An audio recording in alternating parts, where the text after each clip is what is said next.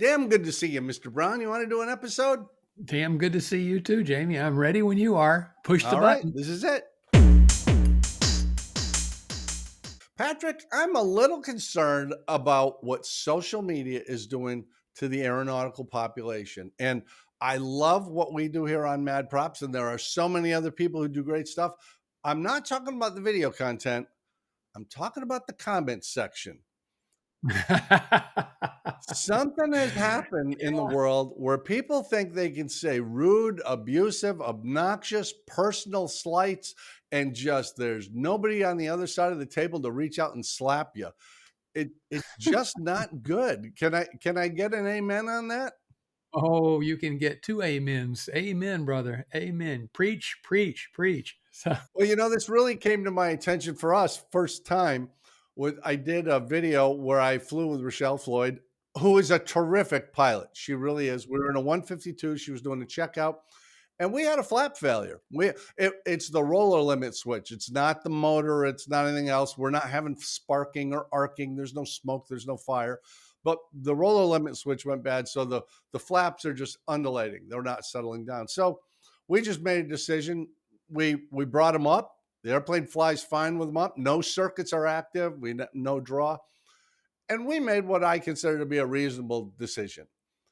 And there has been some really negative comments, and I'm fine if somebody says I wouldn't have done that. That's fine. But when they right. start saying she doesn't know what she's doing, or I would never fly with you, or what, well, there was something really horrible going on. What's your thought, Pat? Well, it shouldn't amaze me anymore, but I guess it just continues to amaze me at the number of people who, in the anonymity of behind the keyboard warriors, um, profess to be experts on a variety of subjects. Most recently, and this will this will date this episode a little bit, but most recently with the tragedy of that bridge in Baltimore, Mm.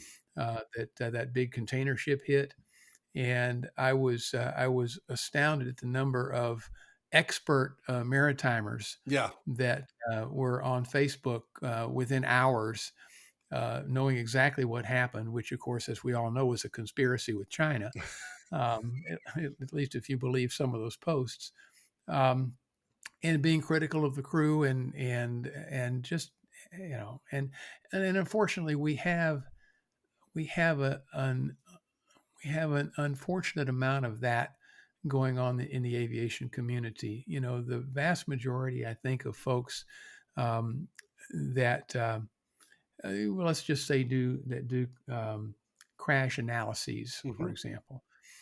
There are several of them out there that are actually quite good and make a concerted effort not to draw any conclusions, but rather to point out some of the conditions, for example, that led up to whatever unfortunate situation that they're talking about.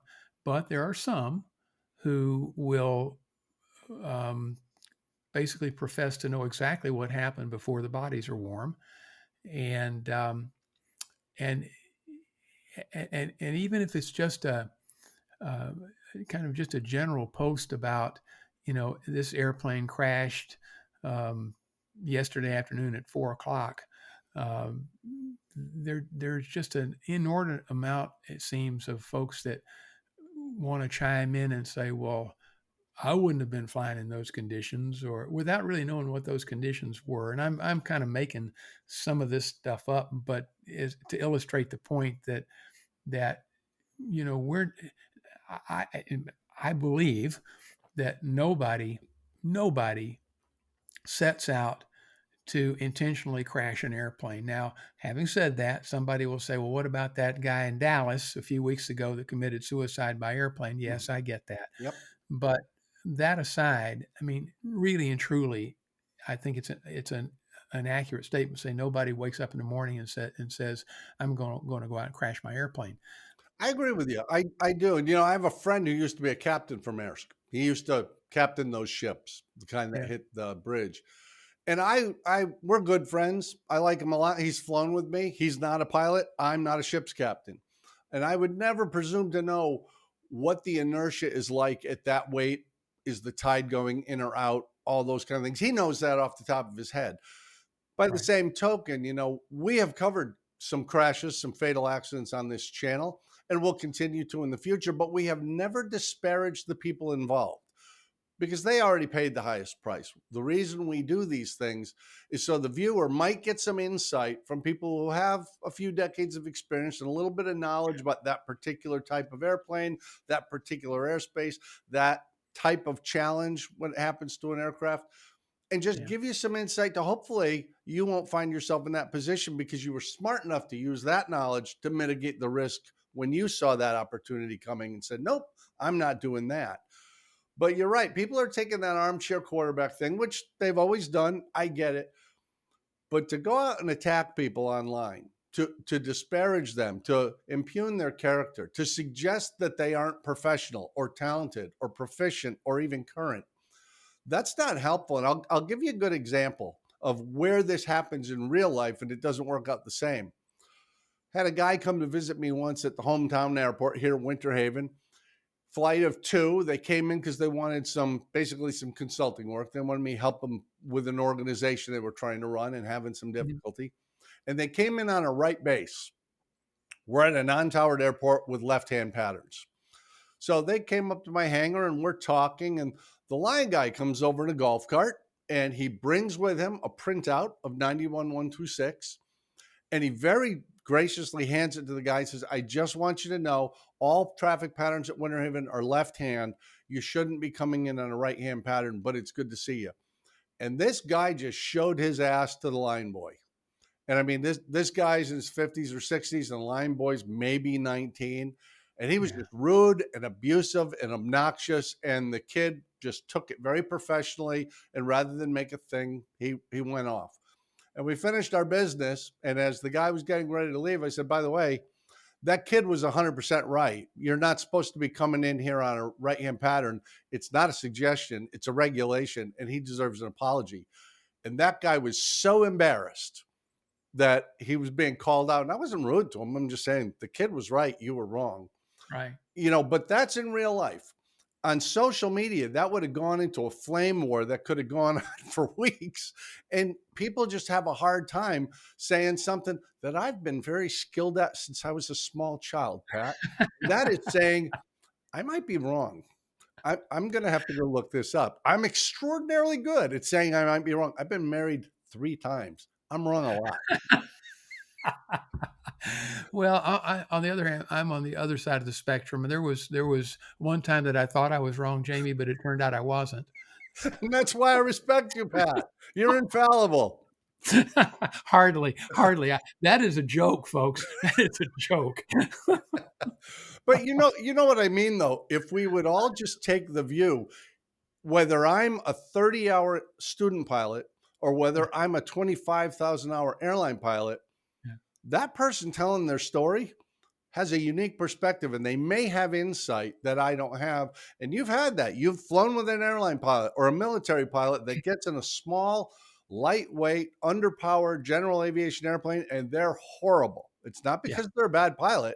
They're yeah. not used to this amount of power, this little bit of inertia, the way this aircraft handles. They're used to a whole different thing. They're great at what they do, but we're good at what we do. And never the twain shall meet unless training happens. It's interesting that you should say that. I just got home, as you know, from doing a CFII add-on to a CFI certificate, and uh, the young man that I was doing the check ride for, we were just visiting a little bit before we had to kind of make it official. And he was telling me that he picked up a student. This is a large flight school, single location, large flight school here in Houston. That he picked up a student that came in for a flight review, and the guy's a retired airline pilot, flew F-18s, and the guy's got like thousands of hours in really high performance airplanes, and he wants to switch over to GA. And he was doing his check ride, his flight review in a 172. Well, A very different aircraft. that's not exactly the same as a 747. Yep. You're not flaring at 150 feet, and it's very different than an F-18. You're not landing at 130 knots or whatever the speed is there, and but this kid, nice young man, was quick to say that this pilot was very aware that he was not the master of his domain when it comes to the 172, and was very open to instruction on how to handle the differences. And so, but that's the difference between being someone that demonstrates the anti-authority, macho, all that stuff in the fundamentals of instruction that we talk about, and someone that recognizes that I might be a hot shot in an F-18, but I'm not a hot shot in a Cessna 172. It's funny you mentioned that. I have a good friend. We went to flight school together, and we were a pretty big deal. We're flying 172s and Senecas and Seminoles, and we're just top of the world. And we got the opportunity to go down to Miami and fly the 747 sims at the Pan Am training base down there. Yeah, Pan Am. It was a big thing at one time. Look it up. yeah, And it was funny because we were taking turns in the right seat, and the training captain was working with us, and my friend's in the right seat. And we had never flown a flight director. We had flown a VOR and an ILS, but we didn't know what a flight director was. It looks similar. And I remember he's flaring. My buddy is flaring to land this 747 in the sim. And the captain goes, I've never seen anybody land one of these in the grass. Because he had a quarter scale deflection on the flight director, which means you're not over the runway. yeah. You're over there somewhere. And sure enough, the simulator rumbled and Oh, stumbled. It was amazing. But it's just that simple gift of being able to say, I don't understand this. Could you explain it to me? And when right. you see a video or a comment or somebody puts a lesson up that you disagree with, you don't have to say, you're a jerk. You could say, could you explain that to me? I'm not understanding your perspective, or I don't see why you made that decision.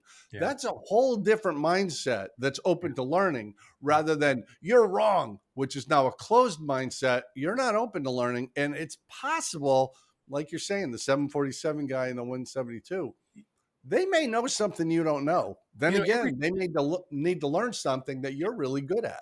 every now and then I'll see someone post something on usually on Facebook or one of those kind of things, and my first thought is, really? I usually don't. I usually don't jump in on that, but invariably someone will. And there are times that whoever is kind of the first one to jump on it says something kind of similar to that. I'm not trying to be a jerk here, but could you, they'll preface it by saying, I'm not trying to start an argument or something like that, but could you, expand on your thinking? And sometimes when the first person starts that kind of a conversation, oftentimes the rest of the comments will kind of follow in line with that. So, I just think, there's too much disagreement in the world already. Let's be kind to each other. Because we can all learn from each other. I learned something the other day from one of the applicants that sat in front of me for a private pilot check ride. And I'll tell you what it was. Everybody knows that TAFs are issued generally 4 times a day, every 6 hours. And I asked her, how long are they generally good for? And she said 24 hours. She said, some of them go for 30. Now, I know that. And she said, and the reason for that is they're surrounding airports that are international in nature. They have international flights coming through them. And I thought, whoa, I'll write that down. I didn't know Yeah, that. because they're departing someplace 9 hours away. Yeah. So they need something more than the Okay. 6 hours. And maybe I should have known that, but in all the years of flying, I never came across the why some airports have 30-hour TAFs, and most of them seem to have just 24. Never knew that. Learned that from an applicant. It's not the first time, and it won't be the last time. I think the lesson here, Pat, is be curious, be open-minded, and be kind. And be You'll humble. gain much more respect from the people you're interacting with, live or on social media, Yeah. and you're likely to learn something. It Yeah. just works better. Yeah. That's exactly right. So I hope we get Well, kind I think comments we on this one. I think we've done our job of very, very gently spanking some people that needed a much more effusive spanking, and we've entertained some people who were already behaving themselves, and we appreciate that because we do get some great comments. I really appreciate them. And just so you know, Pat, I take no offense when somebody takes off on me. I've been writing for publication for 34 years. It's not the first time somebody's called me a name. I understand that, and I will probably do the same thing to you, Jamie. I'm going to go look for something that you've written so that I can just flame you just for fun. By the way, I think it's important to mention we're filming this just a few days before Sun and Fun. Right. This will air on the last day of Sun and Fun. So I'm hoping some of our viewers were actually on site and bumped into us and had a little bit of an exchange. But you can watch us for little daily updates throughout Sun and Fun to see what's happening there. And it's possible, not promising, it's possible Pat and I will be allowed to be in the same space at the Ooh, same time and talk to you on the same camera. It could happen. they don't know what they're getting themselves into. Pat, I'll see you in a few days. I'll see all the rest of you on Tuesdays and Fridays right here on MadPropsAero. Take care of yourself between now and then. And if you're watching that eclipse thing, shield your eyes. Be safe. Adios. Except that this is going to air after the eclipse. I thought of that as I was saying it, so I may have to do some creative editing.